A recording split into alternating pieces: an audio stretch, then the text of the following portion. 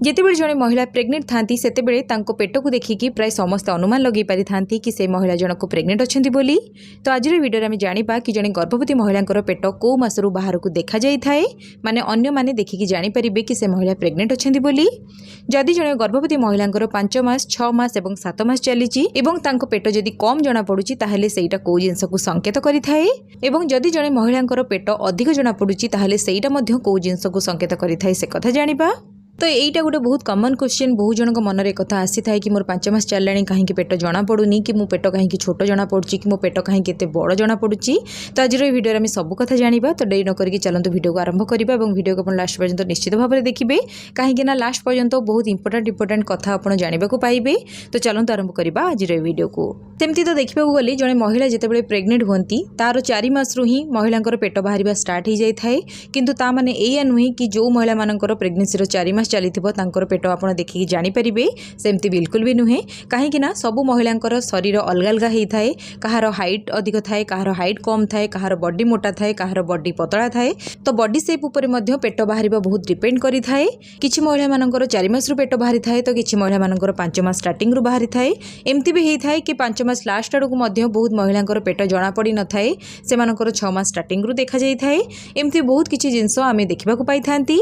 जदि जड़े गर्भवती महिला हाइट कम थी सी जदि पतला थे ताहले तांको पेट जल्दी जना पड़िबो एवं जदि जड़े महिला टिके मोटा थे ताहले तांको पेट टिके लेट रे जना पड़िबो एवं जदि जड़े महिला हाइट अधिक अच्छी ताहले मध्य तांको पेट टिके लेट रे जना पड़ी थाए। जेहेतु आप डॉक्टर को कंसल्ट करुँच चेकअप करुँच अल्ट्रासाउंड भी आप करुवे तो पेट अधिक बाहर कि कम बाहर को लेकिन आप से कथा बिल्कुल भी किसी संदेह करतुनि कि कौन टेंशन नियंतुनि कि एमती कहीं मो सहित होची बोली। एटा पूरा नॉर्मल कथा। जेहेतु डॉक्टर आपनकर चेकअप करुवे आपनकर वेट मापुवे छुआर हेल्थ केमती अच्छी देखुवे तो यह जिनस पूरा नॉर्मल कथा। यह छड़ा आपनकर शिशु को पोजिशन में आपन पेट भितर अच्छी सेटा मध्य पेट बाहर को लेकिन डिपेंड करि थाए एवं आपनकर शिशुर ग्रोथ केमती होउची किंबा आपनकर पेटरे केतेटा शिशु बढ़ुचंती सेटा मध्य पेट बाहरिबा ऊपर डिपेंड करि थाए। एसबू जिनस द्वारा महिला पेट अधिक बाहरी थाए कम बाहरी थाए। जदि आपनकर सिंगल प्रेग्नेंसी थी ताहले आपनकर पेट छोट जना पड़िबो। जदि आपनकर ट्विन्स किंबा ताठो अधिक थी ताहले आपनकर पेट अधिक जना पड़िबो। जदि आपनकर शिशुर ग्रोथ जदि धीरे धीरे बढ़ी बढ़ी जाउथबो मास मध्य बढ़ी बढ़ी जाउथबो ताहले मध्य आपनकर पेटर साइज बढ़ी बढ़ी कि जिवो। जदि आपनकर पेटरे आमनियोटिक फ्लूइड मात्रा अधिक थिबो ताहले मध्य आपनकर पेट अधिक बड़ देखा जिवो।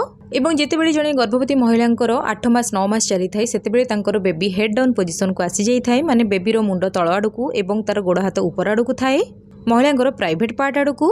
तो सेतेबेले महिलांकर पेटर जो आकारटा सेटा पूरा चेंज हो जाई थाए। महिलांकर पेट तळ आड़कू टिके झुलिके रही थाए एवं ऊपर आड़कू तांकु टिके छोट जना पड़ी थाए। किंतु हाँ आपण एक कथा को टिके ध्यान देबे कि जदि आपनकर 6 मास ऑलरेडी स्टार्ट हो गलानी आपनकर पेट बिल्कुल भी बाहरिनी आपन को देखिकी केही भी जानि पारुनांती कि आपण प्रेग्नेंट अछंती बोली ताहेले निश्चित भाव में एटा टिके चिंता करिबो विषय।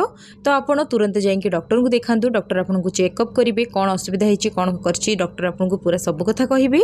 डॉक्टर आपन को जदि अल्ट्रासाउंड करबा को कहिबे ताहेले आपण निश्चित भाव में अल्ट्रासाउंड करिवे जा फल रे आपनकर प्रॉब्लम विषय सब कथा जाना पड़िबो। तो आशा करूछि आज वीडियो आपन को भल लागिथिबो। जदि भल लागिछि वीडियो लाइक करंतु चैनल को सब्सक्राइब करंतु। नमस्कार।